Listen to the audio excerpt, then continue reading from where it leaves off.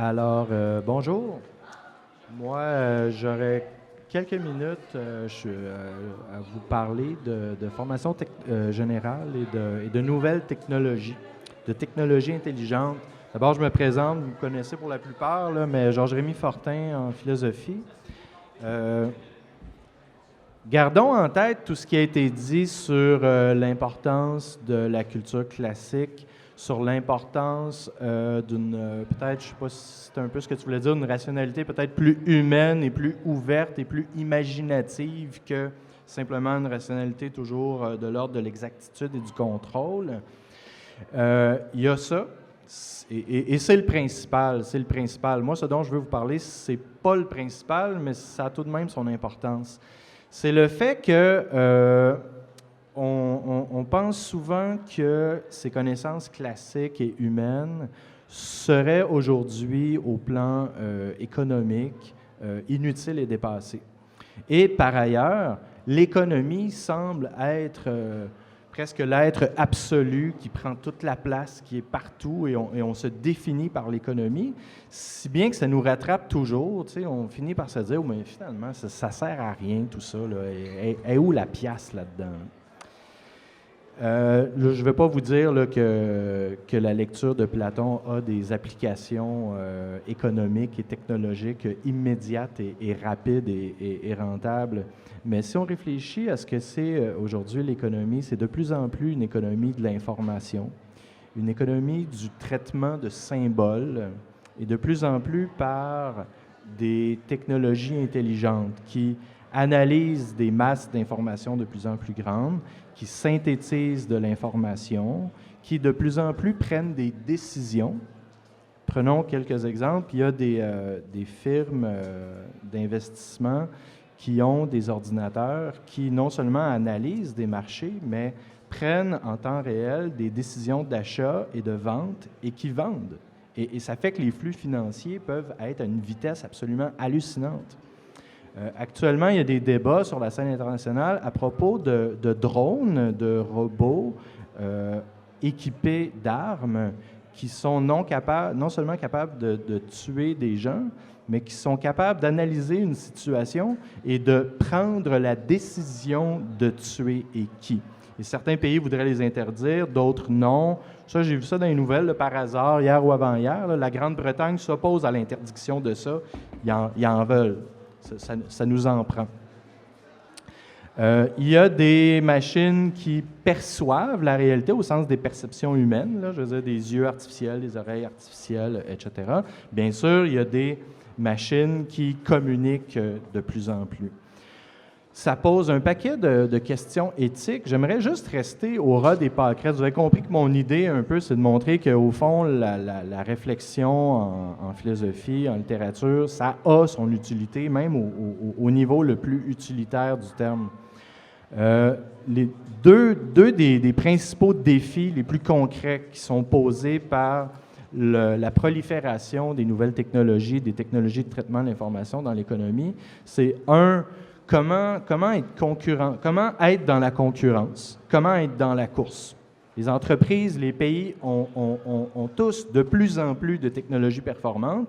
Comment faire la différence dans tout ça? Donc, comment faire la différence dans tout ça? Parce que, j'ai un super ordinateur, mon concurrent en a un, qu'est-ce que je fais maintenant? Deuxième chose, comment même garder sa place en tant qu'être humain parce que de plus en plus d'emplois pourront être effectués maintenant par des machines intelligentes. On pense pas seulement à des tâches d'usine, par exemple, placer des boîtes sur des étagères, mais la décision d'octroyer un prêt hypothécaire à quelqu'un, c'est quelque chose qui pourrait, dans un avenir proche, être probablement relativement facilement être formalisé et être effectué par une machine. J'ai déjà parlé des transactions financières. Donc, de plus en plus d'emplois vont disparaître.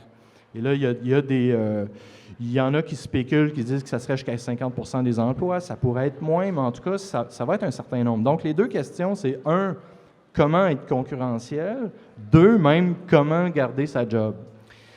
Une lecture que j'ai trouvée intéressante là-dessus, c'est pas de la philo en tant que telle, c'est deux chercheurs du MIT, un nommé Eric Brynjolfsson et un autre nommé Andrew McAfee, qui ont publié un ouvrage l'année passée, en 2014, The Second Machine Age, non traduit en français encore, donc le deuxième âge de la machine. Et ici, déjà, juste le titre est intéressant, parce qu'on parle bien et c'est là que se trouve la solution, on parle bien de machines intelligentes.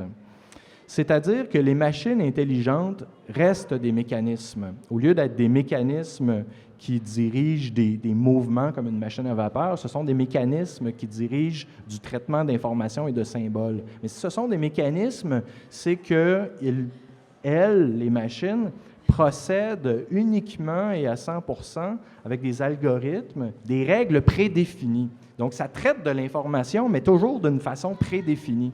Et nos deux auteurs, chercheurs au MIT, qui sont spécialisés en productivité, qui disent en gros comment gagner la course aux machines.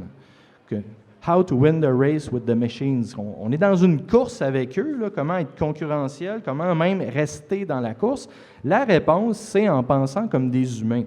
Oui, ça prend des machines, c'est sûr. Ça, par contre, il y a ça qu'il faut concéder, là, ça prend des machines.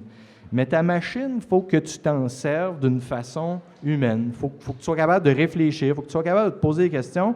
Monsieur, ici, j'ai oublié ton nom, excuse, François. Tu parlais de compétences, tu sais.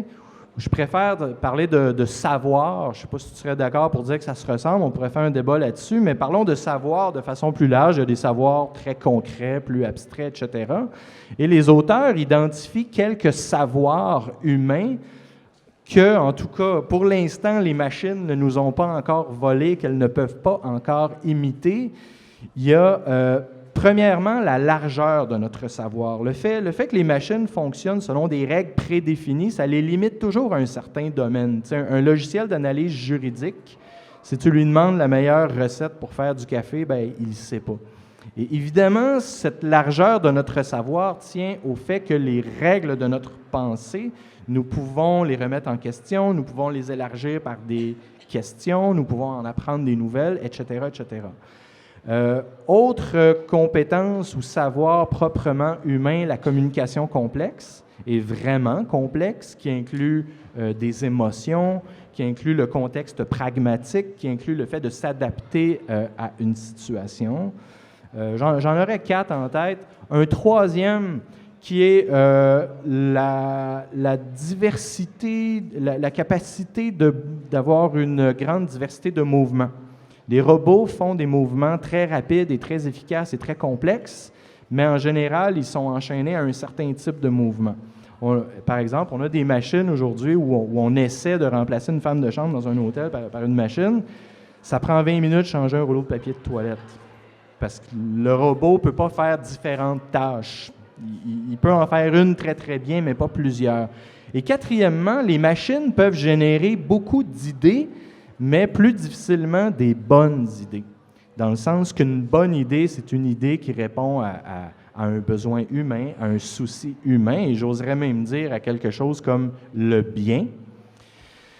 Donc, si je reviens à l'économie et à la formation générale, ben moi, j'ai la forte conviction que le domaine du savoir où on développe le plus ce que les humains peuvent faire et que les machines intelligentes ne peuvent pas faire, ben c'est en formation générale.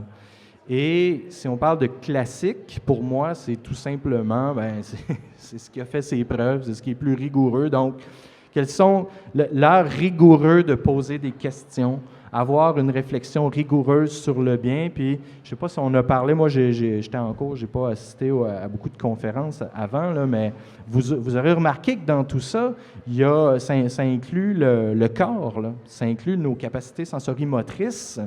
Et avec les rêveries du promeneur solitaire de Rousseau, avec d'autres aussi, il faudrait voir à quel point le fait de bouger, de marcher de façon humaine et libre et vivante, c'est quelque chose qui permet de prendre conscience du monde, d'avoir un contact avec le monde, la nature, avec les humains, que les robots ne font pas. Alors, très bêtement, là, si tu veux concevoir un nouveau produit, Ben, tu peux faire une analyse de marché très robotique, puis probablement qu'il faut le faire aujourd'hui. Mais il faut aussi connaître les gens, il faut être capable de se promener dans une ville, il faut connaître un peu la réalité pour trouver quoi? Ben, trouver une bonne idée.